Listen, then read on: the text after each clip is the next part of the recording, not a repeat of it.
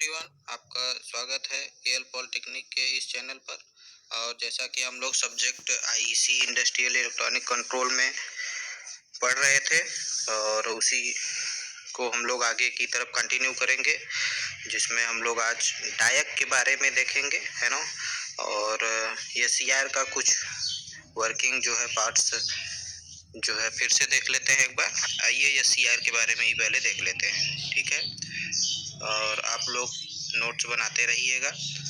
आइए तो ये सीआर के पार्ट सबसे पहले हम लोग ये सीआर के बारे में देख लेते हैं, है ना। तो देखिए, हमने बताया था जैसे कि पिछले लेक्चर में, फिर से एक बार देख लीजिए थोड़ा सा, है ना, क्योंकि उसमें फिगर नहीं शो हो रहा था। तो देख लीजिए कि ये सीआर क्या होता है, जैसा कि आपको बताया गया था, है ना। ये सीआर एक 4 लेयर का क्या होता है, परत होता है, जिसे पीएन टाइप का और इसमें जंक्शन कितने होते हैं, 3 जंक्शन होते हैं, J1 J2 J3, तथा 3 टर्मिनल होते हैं, एनोड, कैथोड तथा गेट वाले, है ना। और ये किससे बना होता है, सिलिकॉन से बना होता है ना। तो इसका जो है हम लोग कंस्ट्रक्शन देखते हैं। ये है इसका कंस्ट्रक्शन, मेन थिंग्स, है ना। जैसा कि आपको बताया गया, 3 जंक्शन J1 J2 J3, ठीक है। और इसमें जो है आप देख सकते हैं, एक पी टाइप, एक एन टाइप, एक पी टाइप, एक एन टाइप, कुल मिला के कितने, 4 लेयर है, ठीक है। ये एनोड टर्मिनल है, ये कैथोड है, और ये हमारा गेट टर्मिनल है, ठीक है। तो ये होता है ये सीआर का कंस्ट्रक्शन, ठीक है। और अगर ये सीआर के सिंबल की बात करते हैं हम लोग, तो ये है इसका ये सीआर का सिंबल, है ना। एनोड मतलब पॉजिटिव, कैथोड मतलब निगेटिव, और ये गेट कंट्रोलिंग के लिए लगा होता है ना। गेट मीन थिंग्स बस वही है, जैसे स्कूल का गेट खुलता है तो लोग आते हैं, है ना। अगर उसको कंट्रोल करना चाहे तो आधा ही गेट खोलें। तो इस प्रकार से इसी गेट की सहायता से ही हम लोग सारी चीजें इसमें क्या करते हैं, कंट्रोल करते हैं, विद्युत धारा को और विद्युत विभव को, ठीक है। तो ये इसका सिंबल है, किसका, ये सीआर का। अब ये सीआर को ऑन ऑफ करने के लिए हमने आपको 2 मेथड बताए थे, है ना। होते कुल 4 मेथड है। ये सीआर 5 नंबर का आपका आता है, तो आप लोग आराम से 2 मेथड लिख देंगे, पर्याप्त रहेगा। और 4 मेथड 4 फिगर बनाने में बहुत ज़्यादा कंजेस्टेड हो जाता है ना, और समझ में भी कम आता है। तो हम लोग इन्हीं को दोनों को देख लेते हैं। जैसा कि आपको बताया गया था, फर्स्ट ऑफ ऑल क्या बताया गया था आपको, कि जब जब गेट को क्या रखें, ओपन रखें। जब गेट को ओपन रखें, और दूसरा क्या बताया गया था वर्किंग में, पिछले ही क्लास में, पिछले ही लेक्चर में आपको बताया गया था, जब गेट को पॉजिटिव वोल्टेज प्रोवाइड करें, ठीक है। तो उस कंडीशन में होता क्या है, कैसे ये ऑपरेट होता है, आइए हम लोग जान लेते हैं, देख लेते हैं, ठीक है। तो सबसे पहले आप देखिए कि पहला मेथड क्या है, जब गेट को ओपन रखा जाए। गेट मतलब ये वाला क्या है, ओपन है। ये देखिए, ये सीआर पूरा बना हुआ है, और जो है ये बैटरी लगी हुई है इसमें। इसको ऑपरेट करने के लिए 2 बैटरी की आवश्यकता हमको होती है, ये भी ध्यान दीजिएगा। इसको ऑपरेट करने के लिए 2 बैटरी की आवश्यकता होगी, है ना। और हमने आपको बताया था, जितने भी डिजिटल इलेक्ट्रॉनिक्स वाले इक्विपमेंट होते हैं, उनको अगर डीसी से आप ऑपरेट करवाएंगे तो अच्छा रहेगा, है ना। क्योंकि एसी में बार बार चेंज होता रहता है, विभव कम बेसी होता रहता है, तो उससे ऑपरेट होने में क्या होती है, दिक्कत होती है, ठीक है। तो जब पहला कंडीशन क्या है, जब गेट को ओपन रखा जाए। गेट को ओपन रखा जाए मतलब ये गेट क्या रहे, खुला रहे। जब गेट को ओपन रखेंगे तब ये पॉजिटिव वोल्टेज इस पे पॉजिटिव पे लगा हुआ है, और निगेटिव वोल्टेज किस पे लगा है, निगेटिव पे। ये तो खुला हुआ हमारा है, इस बैटरी से कोई सप्लाई जाएगी ही नहीं। तो क्या होगा, इस समय इस कंडीशन पे आप देखेंगे, पॉजिटिव वाला टर्मिनल पॉजिटिव से कनेक्ट है, तो ये J1 जो रहता है वो फॉरवर्ड बायस में रहता है। J1 क्या रहेगा इस समय, फॉरवर्ड बायस में रहेगा। तुरंत नीचे देखते हैं तो निगेटिव वाला ये टर्मिनल निगेटिव यानी एन टाइप मटेरियल से जुड़ा हुआ है, तो यह भी क्या होगा, फॉरवर्ड बायस होगा। मतलब J1 और J3 क्या होगा, फॉरवर्ड बायस में होगा। और यह J2 इसमें क्या होता है, रिवर्स बायस में होता है, इस कंडीशन, ठीक है। तो होगा क्या कि इसमें फॉरवर्ड एक लीकेज करंट फ्लो होगा, जिसके कारण क्या होगा, धीरे धीरे ये J2 जंक्शन भी क्या होगा, एक लिमिट तक वोल्टेज को बढ़ाएंगे तो उसका ब्रेक डाउन हो जाएगा, है ना। हर एक चीज की एक सीमा होती है, उससे ज्यादा जब बढ़ा देंगे तो क्या होगा, वो ओपन हो जाएगा, ब्रेक डाउन हो जाएगा उस J2 जंक्शन का, और उसमें से हाईली वोल्टेज जो है प्रोवाइड होने लगेगा, मतलब विद्युत धारा प्रोवाइड होने लगेगा, और जिस काम के लिए ये बना है वो काम करेगा। सीधी सी बात है। तो गेट ओपन मेथड यही है। ठीक है, एससीआर इस प्रकार से ऑपरेट होता है। फिगर की सहायता से हमने बता दिया आपको, पिछले लेक्चर में फिगर की सहायता से नहीं बताया गया था क्योंकि केवल थ्योरी बताई गई थी, तो उसमें कुछ कम समझ में आया होगा, तो यहाँ पे आप लोग देख लीजिए। तो पहला गेट ओपन मेथड जो है इस प्रकार से ये ऑपरेट होता है एससीआर, ठीक है। इसी क्रम में अगर दूसरा हम लोग देखते हैं, दूसरा आपको क्या बताया गया था भाई? दूसरा ये बताया गया था कि जब गेट को पॉजिटिव वोल्टेज प्रोवाइड किया जाए, इस गेट को क्या कर दे, पॉजिटिव वोल्टेज प्रोवाइड कर दे, मतलब ये जो स्विच लगा हुआ है यहाँ पे आप देख सकते हैं स्विच लगा है, इसको क्या कर दे, कनेक्ट कर दे। जब इसको कनेक्ट कर देंगे तो यहाँ से भी वोल्टेज प्रोवाइड होगा और ये सब वैसे ही लगे हैं, ठीक है। तो होगा क्या, इस J2 को थोड़ा सा पुश अप मिलेगा, है ना, थोड़ा सा इसमें क्या होगा कि वो पुश अप मिलेगा कि जल्दी से इसका ब्रेक डाउन हो जाए। इसी के लिए गेट को जो है हम लोग पॉजिटिव वोल्टेज प्रोवाइड कर रहे हैं, ठीक है। तो होगा क्या, बिल्कुल सारी चीजें J1 और J3 फॉरवर्ड वायस में, J2 रिवर्स वायस में होगी, वो सब कंडीशन सेम है, ठीक है। और जैसे ही इसमें हम लोग क्या करेंगे, इससे पॉजिटिव वोल्टेज पे J2 पे प्रोवाइड करेंगे और यहाँ से भी वोल्टेज को धीरे धीरे बढ़ाएंगे, तो जितने वोल्टेज पे उस बार ब्रेक डाउन हुआ था उससे पहले ही, उससे कम वोल्टेज पर ही आसानी से यह ब्रेक डाउन हो जाएगा, ठीक है। आसानी से इसका ब्रेक डाउन हो जाएगा और यह ऑपरेट हो जाएगा। और जैसे ही हम ये टूटता है इसका J2 जंक्शन, इसको एवलांच ब्रेकडाउन वोल्टेज कहते हैं। कौन सा वोल्टेज, जिस वोल्टेज पर इस J2 का जंक्शन का ब्रेकडाउन हो जाता है उसी को क्या कहते हैं, एवलांच ब्रेकडाउन वोल्टेज कहते हैं, ठीक है। इतनी चीजें आप लोग ध्यान रखिए और यही दोनों मेथड आप लिख देंगे, उतना पर्याप्त है। वैसे तो 4 मेथड इसके होते हैं। एक बार जो है इसको एनोड को हाई पॉजिटिव वोल्टेज पे ज़्यादा रखें, इसको निगेटिव पर, फिर इसका वोल्टेज इसको पॉजिटिव करें, इसको निगेटिव करें, गेट को फिर करें, कुल मिला के 4 मेथड, लेकिन ये 2 मेथड आप लिख देंगे पर्याप्त रहेगा और इतना ही आपको लिखना है, ठीक है। तो इस प्रकार से यह सीआर का दोनों हम लोग वर्किंग कायदे से फिगर की सहायता से समझ लिए, ठीक है। अब हम लोग आ जाते हैं अपने नेक्स्ट टॉपिक पे, और नेक्स्ट टॉपिक हमारा क्या है, डायग, जो कि आज के लेक्चर में हम आपको बताएंगे और अच्छे तरीके से बताएंगे, आप लोग ध्यान से समझिए, ठीक है। डायग क्या होता है, सबसे पहले आप देख लीजिए। डायग जो होता है, जैसा कि लिखा हुआ है, डायग एक सिलिकॉन निर्मित 4 लेयर 3 जंक्शन का 2 टर्मिनल वाला क्या होता है, इलेक्ट्रॉनिक डिवाइस होता है, जो एसी सिग्नल द्वारा ऑपरेट किया जा सकता है, हाँ, किया जाता है। और यह बाई डायरेक्शनल होता है। बाई डायरेक्शनल का मतलब क्या है, इधर से भी आप विद्युत सप्लाई दे सकते हो इस कंपोनेंट में, इधर से भी दे सकते हो, दोनों दिशाओं से ये क्या हो सकता है, ऑपरेट हो सकता है। सबसे बड़ी चीज ये है, बाई डायरेक्शनल है।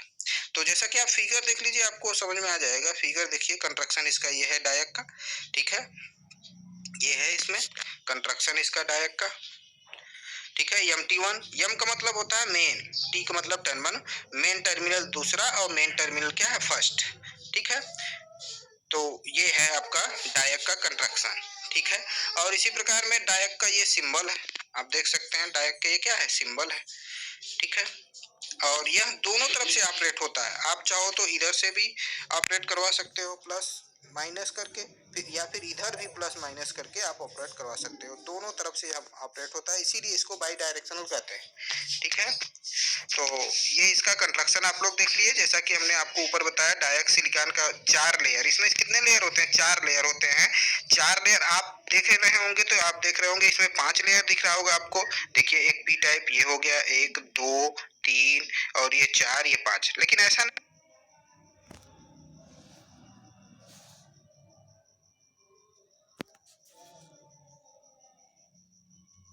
ये वाला, ये जो N2 है और ये N3 है, ये मिला के एक लेयर माना जाता है, ठीक है।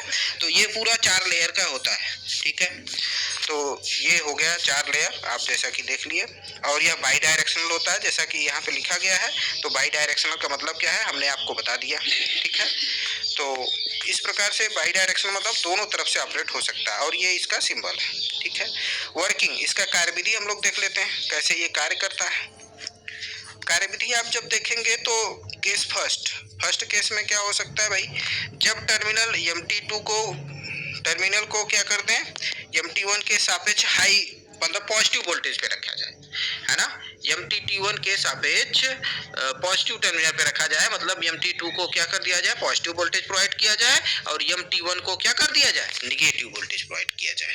ठीक है, तो क्या होगा, वोल्टेज दिया जाए तो जंक्शन J2 और J4 क्या होगा, फॉरवर्ड बायस में होगा। जंक्शन J2 और J4 क्या होगा, फॉरवर्ड बायस में होगा। तो आप लोग देख लीजिए, इसका फिगर देख लीजिए, ये है फिगर। ठीक है, इस समय जब MT2 को, मतलब ये वाला पॉजिटिव और ये निगेटिव रखा जाए, जंक्शन J2 और J4 क्या होगा, फॉरवर्ड बायस में। आप देखिए निगेटिव वाला निगेटिव से कनेक्टेड है और ये पॉजिटिव वाला पॉजिटिव से कनेक्टेड है, तो J2 और J4 क्या होगा, फॉरवर्ड बायस में होगा, जबकि J3 क्या होगा, रिवर्स बायस में होगा। ठीक है, तो ये यही हम यहाँ पे लिखा गया है ना। तो देख लीजिए, जंक्शन J2 व J4 क्या होगा, फॉरवर्ड बायस में होगा, जंक्शन J3 क्या होगा, रिवर्स बायस में होगा। इस समय जंक्शन की डिप्लेशन लेयर चौड़ी होगी। भाई रिवर्स बायस में है तो उसका डिप्लेशन लेयर क्या होगा, चौड़ा होगा। ठीक है, और उसमें जो है विद्युत धारा आसानी से फ्लो नहीं होगी, दीवार की तरह काम करता है। डिप्लेशन लेयर मतलब बैरियर, दीवार। ठीक है, तो क्या होगा, जब M22 को पॉजिटिव वोल्टेज का मान बढ़ाते हैं, जैसे MT2 पे हम लोग क्या किए हैं, पॉजिटिव वोल्टेज दिए हैं, उसके विभव को क्या करेंगे, धीरे धीरे बढ़ाएंगे। जब बढ़ाएंगे तो रिवर्स बायस वोल्टेज का मान ब्रेक ओवर वोल्टेज के बराबर हो जाता है। मतलब एक लिमिट के बाद वोल्टेज क्या होगा, रिवर्स वोल्टेज जो हम लोग प्रोवाइड कर रहे हैं, जिसमें J2 जो है रिवर्स बायस में है, तो एक वोल्टेज क्या होगा, ब्रेक ओवर वोल्टेज के क्या हो जाएगा, ये बराबर हो जाएगा, है ना। और फिर के बराबर हो जाता है तो जंक्शन J3 में एवलांच ब्रेकडाउन हो जाता है। क्या हो जाएगा, एवलांच ब्रेकडाउन उसमें हो जाएगा और वो बैरियर क्या होगा, टूट जाएगा। ठीक है, और उसमें अचानक से बहुत तेजी से विद्युत धारा के, देखिए यहाँ पे लिखा हुआ है जैसा कि फलस्वरूप डिवाइस की चालकता अचानक अधिक होने लगती है, जिसके कारण डिवाइस में बहने वाली विद्युत धारा का मान क्या हो जाएगा, बहुत तीव्र गति से बढ़ जाएगा। अतः डिवाइस क्या हो जाएगी, ऑन स्थिति में आ जाएगी, जैसा कि ये आप लोग इससे समझ सकते हैं। ठीक है, ये J3 रिवर्स बायस में था, J2 और J4 क्या था, फॉरवर्ड बायस में। क्यों था, आप देख लीजिए, MT2 को पॉजिटिव, इसको निगेटिव, तो ये निगेटिव वाला टर्मिनल इसके निगेटिव टर्मिनल से जुड़ा हुआ है, तो J4 क्या होगा, फॉरवर्ड बायस में होगा, है ना। और ये इधर देखिए, ये MT2 पॉजिटिव वाला है। अब पॉजिटिव वाला ये नहीं कि M3 में जाएगा, नहीं नहीं नहीं, ये P1 में जाएगा विद्युत धारा, तो इसके कारण J2 क्या होगा, फॉरवर्ड बायस में हो जाएगा, और J4 भी क्या हो जाएगा, फॉरवर्ड बायस में हो जाएगा। ठीक है, और J3 केवल रिवर्स बायस में होता है। तो रिवर्स वोल्टेज धीरे धीरे हम लोग बढ़ाते रहेंगे, एक समय ऐसा आएगा रिवर्स ब्रेकडाउन हो जाएगा, जिसे एवलांच ब्रेकडाउन भी कहते हैं, जिसके कारण इसमें अचानक सी चालकता बहुत तीव्र गति से बढ़ जाती है और विद्युत धारा का मान बढ़ जाता है और ये ऑन स्थिति में आ जाता है। ऑन स्थिति में आ जाने के बाद इसमें जो है सप्लाई प्रारंभ हो जाती है और जिस कार्य के लिए बना होता है वो कार्य करेगा। ठीक है, और देखिए केस सेकेंड देख लेते हैं। केस सेकेंड में वही बैटरी का टर्मिनल बदल दीजिए, अब MT1 को पॉजिटिव कर दीजिए या और MT2 को क्या कर दें, निगेटिव कर दें, बस और कुछ नहीं करना है आपको। ठीक है, तो MT1 को पॉजिटिव, MT2 को निगेटिव कर देते हैं, तो होगा क्या, जब टर्मिनल MT, जैसा कि लिखा हुआ है आप देख लीजिए, जब टर्मिनल MT1 को MT2 के सापेक्ष पॉजिटिव कर देते हैं, इस समय रिवर्स लीकेज करंट एक फ्लो होगा। अच्छा, इस समय इस स्थिति में क्या होगा भाई, इस स्थिति में जो होगा J3 फॉरवर्ड बायस में होगा और जबकि J2 J4 क्या हो जाएंगे, रिवर्स बायस में हो जाएंगे। ठीक है, ये दोनों क्या हो जाएंगे, रिवर्स बायस में हो जाएंगे और यह क्या हो जाएगा, फॉरवर्ड बायस में हो जाएगा। तो ये मतलब ये एक तरह से रिवर्स बायस की तरह व्यवहार करेगा। तो इसमें क्या होगा, एक रिवर्स लीकेज करंट फ्लो होगा, है ना। धीरे धीरे क्या होगा, एक रिवर्स लीकेज करंट फ्लो होता रहेगा, जिसके कारण क्या होगा, उसकी दीवार टूटती रहेगी। जब टर्मिनल MT1 का पॉजिटिव वोल्टेज बढ़ाया जाता है धीरे धीरे, तो रिवर्स बायस वोल्टेज का मान बढ़ता है और यह वोल्टेज बढ़ते बढ़ते ब्रेक ओवर वोल्टेज के बराबर हो जाता है, मतलब टूटने वाले वोल्टेज के बराबर हो जाता है कि अब अगर थोड़ा सा भी विभव बढ़ाया गया तो उस जंक्शन का क्या हो जाएगा, ब्रेक डाउन हो जाएगा, टूट जाएगा। ठीक है, तो अब क्या होगा, J2 का फिर वही एवलांच ब्रेकडाउन हो जाता है, जिसके कारण डिवाइस की चालकता अचानक से बढ़ जाएगी और उसमें भी विद्युत धारा प्रवाहित होने लगेगी और ये ऑन स्थिति में आ जाएगा और चलने लगेगा। ठीक है, तो इसी क्रम में इसका हम लोग VI कैरेक्टरिस्टिक पढ़ लेते हैं। जैसा कि हमने बताया ये दोनों तरफ से ऑन और ऑफ होता है। तो ये देखिए आपका बना हुआ है, ये फॉरवर्ड बायस का है और ये रिवर्स बायस का है। तो इसमें आप लोग VI कैरेक्टरिस्टिक डायक का देखेंगे। डायक का VI कैरेक्टरिस्टिक आप जब देख रहे हैं तो इसमें पहला कंडीशन हमने क्या कहा था, जब MT2 को पॉजिटिव वोल्टेज प्रोवाइड किया जाए तो ये पॉजिटिव वोल्टेज, और MT1 को क्या निगेटिव वोल्टेज प्रोवाइड किया जाए। तो इसमें J3 जंक्शन रिवर्स बायस में था, तो रिवर्स बायस में J3 जंक्शन होने के कारण धीरे धीरे विभव को बढ़ाते रहते हैं, कुछ नहीं होगा, है ना। लेकिन एक समय ऐसा आएगा कि वोल्टेज वह ब्रेक ओवर वोल्टेज के क्या हो जाएगा, बराबर हो जाएगा, VBO के क्या हो जाएगा, बराबर हो जाएगा। और अब अगर थोड़ा सा भी विभव को हम लोग बढ़ाएंगे तो J3 जंक्शन जो रिवर्स बायस में था उसका ब्रेक डाउन हो जाएगा ब्रेक डाउन। तो अचानक से विभव का मान क्या हो जाएगा, कम हो जाएगा, लेकिन विद्युत धारा का मान बढ़ेगा बहुत तीव्र गति से, है ना। एक घटता है तो एक क्या हो जाता है, बढ़ जाता है। तो विभव का मान अब जो हाई वोल्टेज लगा था उसके क्रॉस बैरियर के, अब वो उसमें क्या होगा, विद्युत धारा का मान उसका ब्रेक डाउन हो जाएगा, भाई ब्रेक ओवर वोल्टेज के बराबर वोल्टेज हो गया था तो वो टूट जाएगा। टूटने के बाद उसमें अचानक से बहुत तीव्र गति से विद्युत धारा का मान बढ़ेगा, जैसा कि आप लोग ग्राफ में देख सकते हैं। ठीक है, देखिए विभव कम हो गया ना और इसमें विद्युत धारा अचानक से बढ़ गया। ये फॉरवर्ड बायस के कंडीशन हो गया। फॉरवर्ड बायस कहिए या फिर आप कहिए कि MT2 को क्या किए थे हमने, पॉजिटिव वोल्टेज पे रखा था, और MT1 को क्या किया था, रिवर्स मतलब निगेटिव वोल्टेज पे रखा था, कम वोल्टेज पे रखा था। तब की कंडीशन ये है। दूसरी कंडीशन आप देखिए, जब हम लोग क्या करेंगे, रिवर्स बायस की कंडीशन। रिवर्स बायस कंडीशन मतलब ये है कि MT1 को अब क्या कर देंगे, पॉजिटिव वोल्टेज दे देंगे, और MT2 को क्या कर देंगे, निगेटिव वोल्टेज दे देंगे। तब की कंडीशन की बात हो रही है, ठीक है।